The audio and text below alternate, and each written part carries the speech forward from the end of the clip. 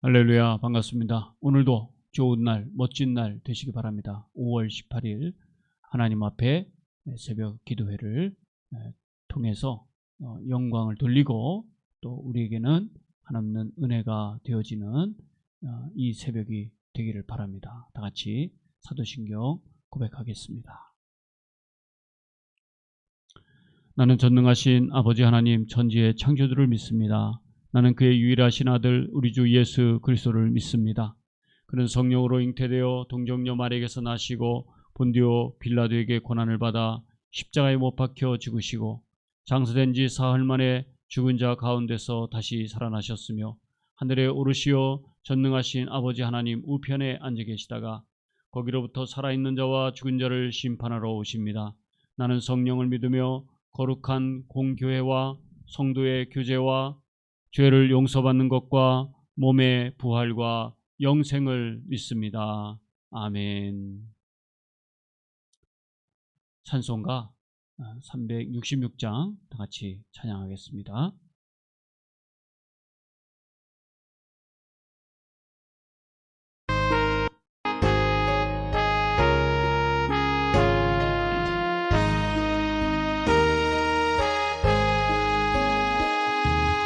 어두운 내 눈 밝히사 진리를 보게 하소서.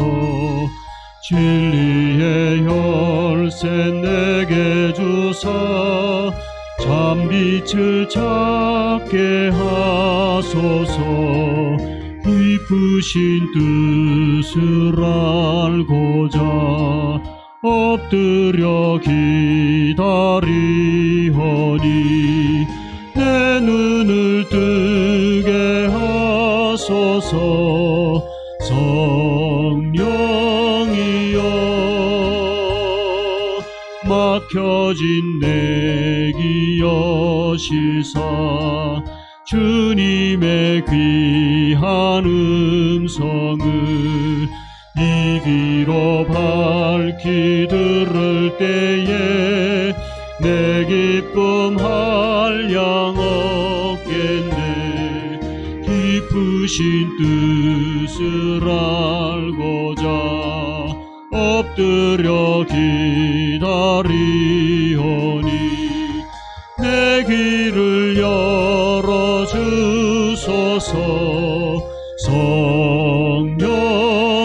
성령이여 봉해진 내 입 여시사 복음을 널리 전하고 차가운 내 맘 녹여주사 사랑을 알게 하소서. 깊으신 뜻을 알고자 엎드려 기다리오니 내 입을 열어주소서. 성령이여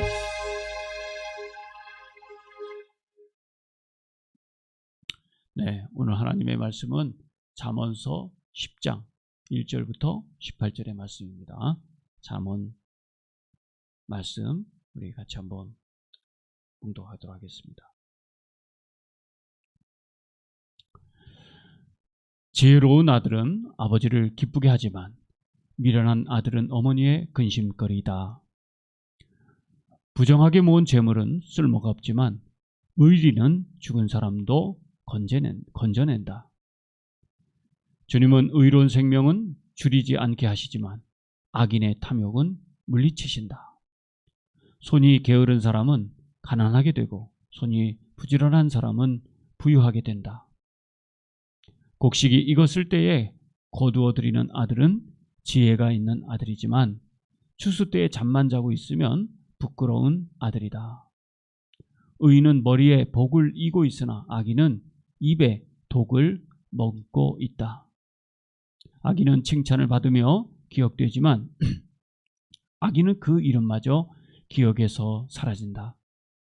마음이 지혜로운 사람은 명령을 받아들이지만 입을 어리석게 놀리는 사람은 멸망한다.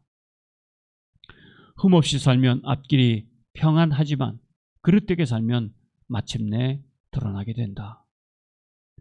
눈을 흘기면 고난이 생기고 입을 어리석게 놀리는 사람은 멸망한다. 의인의 입은 생명의 샘이지만 악인의 입은 독을 머금고 있다. 미움은 다툼을 일으키지만 사랑은 모든 허물을 덮어준다. 명철한 사람의 입술에는 지혜가 있지만 지혜가 없는 사람의 등에는 매가 떨어진다. 지혜로운 사람은 지식을 간직하지만 미련한 사람의 입은 멸망을 재촉한다. 부자의 재난은 그의 견고한 성이 되지만 가난한 사람의 빈곤은 그를 망하게 한다. 악인의 수고는 생명에 이르고 악인의 소득은 죄에 이른다. 훈계를 지키는 사람은 생명의 길에 이르지만 책망을 저버리는 사람은 잘못된 길로 들어선다. 아멘. 네.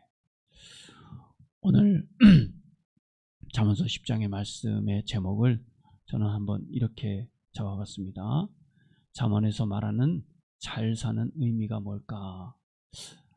오늘 잘 산다고 하는 것은 뭐 여러 가지 의미가 사실은 있습니다. 근데 성경이 말하는 잘 사는 것, 그것은 바로 지혜롭게 사는 것입니다. 여러분, 지혜롭게 산다는 게 잠언에서 말하는 것은 하나님 말씀대로 사는 것을 뜻하는 것이고 복음대로 사는 것이고 순종함으로 사는 것을 의미합니다. 특별히 오늘 말씀에 보면은 우리가 좀 생각해 봐야 될 그런 부분들이 있습니다. 내가 잘 살고 싶다 하는 것은 누구나의 바람이라고 생각합니다.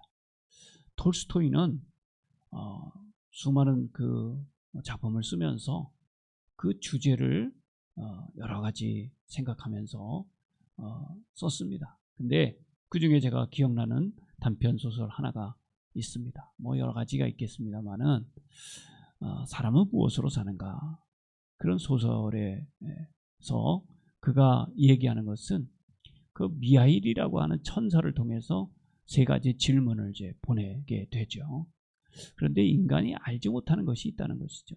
그것은 바로 내 자신이 무엇을 바라고 사는지는 사실은 잘 모른다는 것입니다. 그런데 인간이 내 안에 무엇을 진짜 바라는지 알게 되는 것은 다른 타자의 관계 속에서 그 사람을 돕고 그 사람의 바람을 채워주고 그 사람을 세워주고 섬기고 사랑하는 이런 걸 통해서 내 필요가 무엇인지를 알게 된다고 사람은 무엇으로 사는가, 이 작품에서 말씀을 하고 있죠.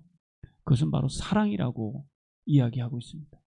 인간이 사는 것은 욕심 때문에 그 사랑을 잃어버릴 때가 사실 많고 이기심 때문에 인간이 인간답게 살지 못할 때가 너무 많다는 사실을 톨스토이는 우리에게 잘 말해주고 있습니다. 여러분, 오늘 성경 말씀에도 잘 산다는 의미가 우리에게 무엇을 의미하는지 한번 생각해 보시기를 바랍니다. 저는 오늘 말씀에서 첫 번째, 잘 살려면 이 부지런함을 먼저 강조하고 있는 것입니다. 여러분, 부지런하다고 하는 것이 과연 어떤 의미가 있는가? 오늘 4절의 말씀에 보니까요, 손이 게으른 사람은 가난하게 되고 손이 부지런한 사람은 부유하게 된다. 물론 하나님은 우리를 위해서 일하십니다. 그런데 말씀으로만 이 세상을 창조하셨는데 왜 하나님은 우리를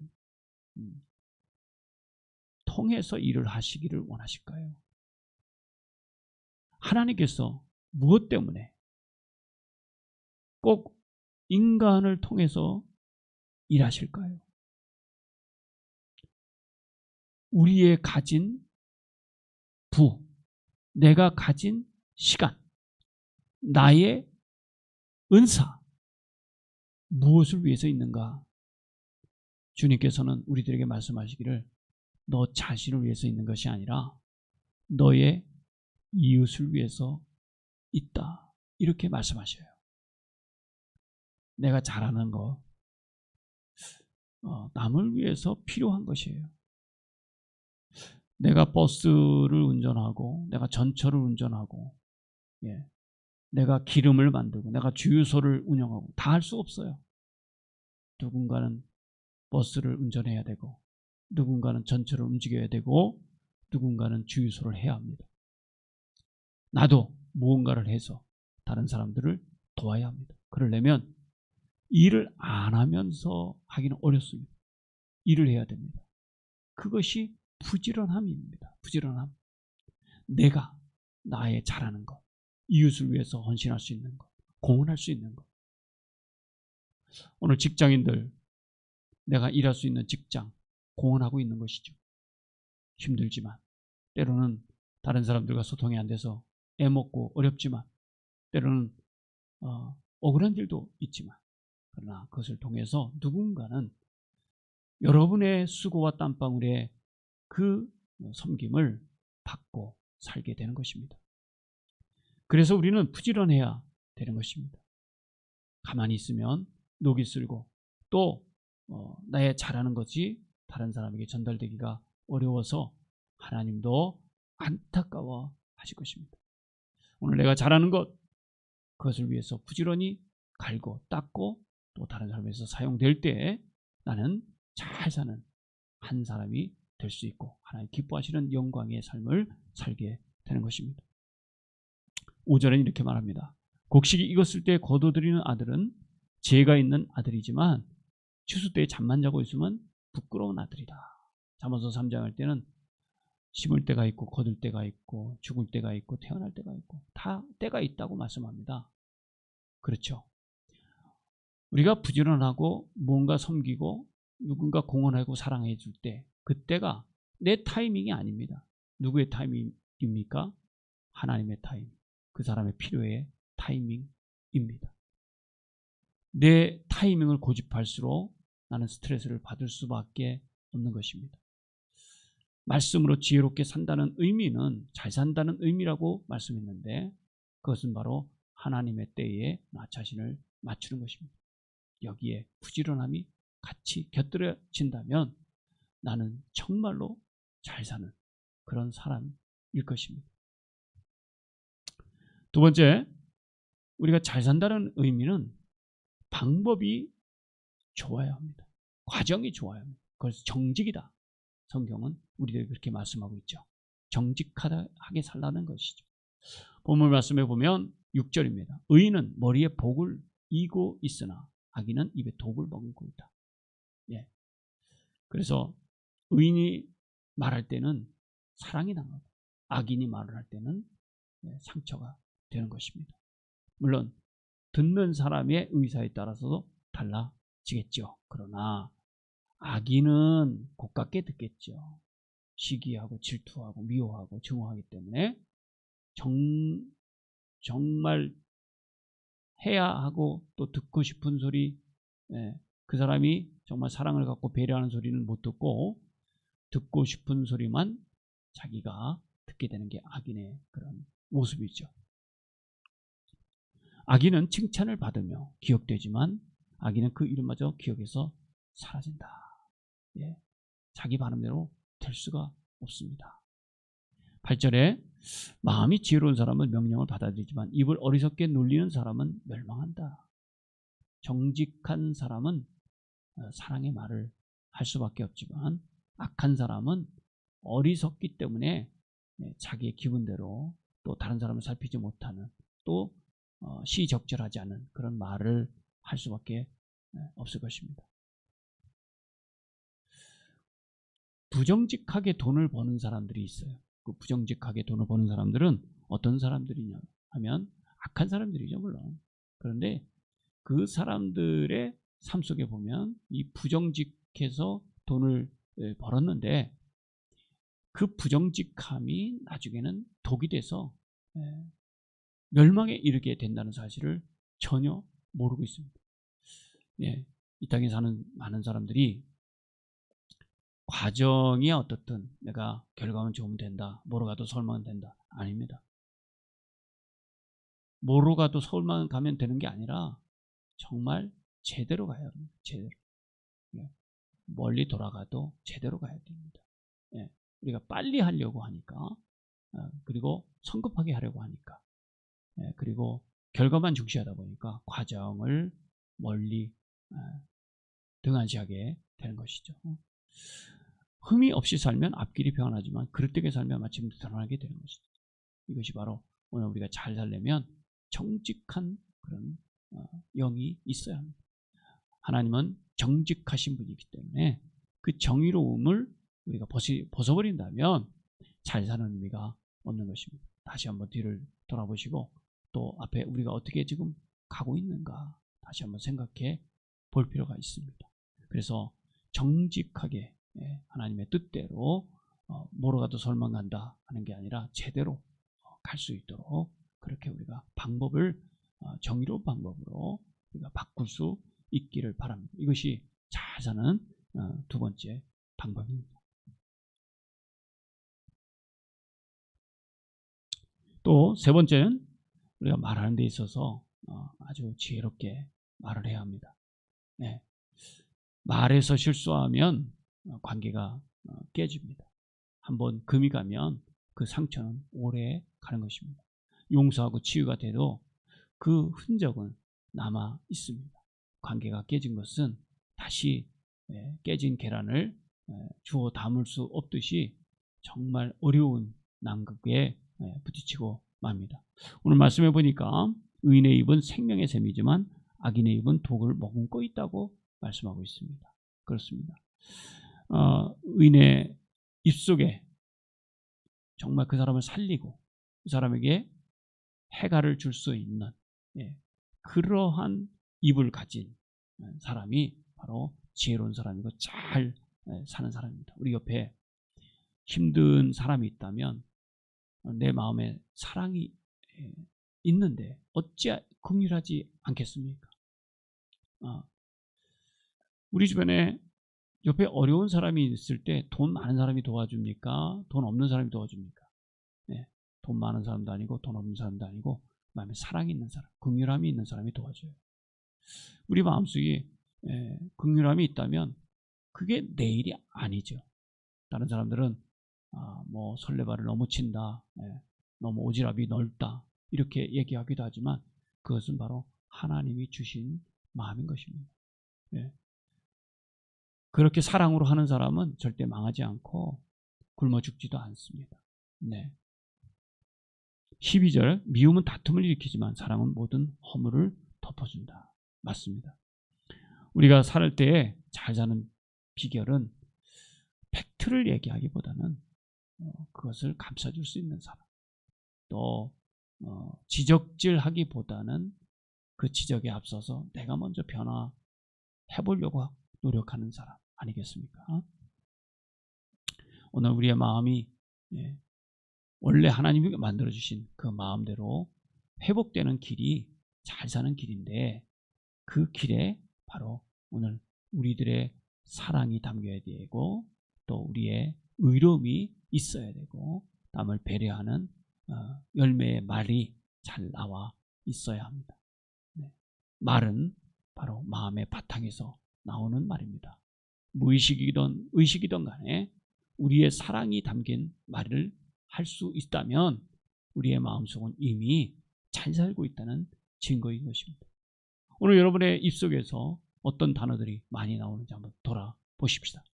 하나님의 사람들은 감사와 또 사랑의 말, 또 생명을 살리는 말 이런 말들을 많이 하고 삽니다. 바로 저와 여러분들이 그런 말로 하나님 앞에 잘 산다는 그런 증거를 우리 이웃들에게, 우리 옆에 있는 어려운 사람들에게, 또 꿈이 없는 사람들에게 희망을 줄 수 있는 그런 삶을 살아 보시기를 바랍니다. 하나님이 함께해 주실 줄 믿습니다. 우리 기도하겠습니다. 하나님, 이 땅에 잘 살기 원하는 사람들 많이 있습니다. 그러나 정말로 잘 사는 것은 하나님의 말씀대로 사는 것인 줄로 믿습니다. 주님의 말씀에 순종하게 하시고 나 자신을 먼저 돌아보기에 앞서서 하나님과의 관계를 먼저 돌아보게 하시고 그 다음에 이웃과의 관계가 제대로 되어서 모든 관계가 잘 풀리게 하시고 이웃과 더불어서 삶의 의미를 느끼며 사는 그런 삶을 살아서 정말 하나님께 의의 열매를 돌려드리고 또 불의가 있는 곳에 정의를 심게 하시고 다툼이 있는 곳에 평화를 심는 자가 되게 하여 주시옵소서. 그리고 상처받고 어려움에 사는 자들에게 하나님의 생명의 말씀과 위로와 사랑을 전해줄 수 있는 주님의 진정한 제자로 살게 해 주시옵소서. 잘 살고 복받는 인생 되게 하여 주옵소서. 예수님의 이름으로 간절히 기도합니다. 아멘. 우리 개정 개혁판의 주기도문을 함께 고백하시겠습니다. 하늘에 계신 우리 아버지, 아버지의 이름을 거룩하게 하시며 아버지의 나라가 오게 하시며 아버지의 뜻이 하늘에서와 같이 땅에서도 이루어지게 하소서. 오늘 우리에게 일용할 양식을 주시고 우리가 우리에게 잘못한 사람을 용서하여 준 것 같이 우리 죄를 용서하여 주시고 우리를 시험에 빠지지 않게 악에서 구하소서. 나라와 권능과 영광이 영원히 아버지의 것입니다. 아멘. 오늘 하루도 승리하며 잘 살기를 축복합니다.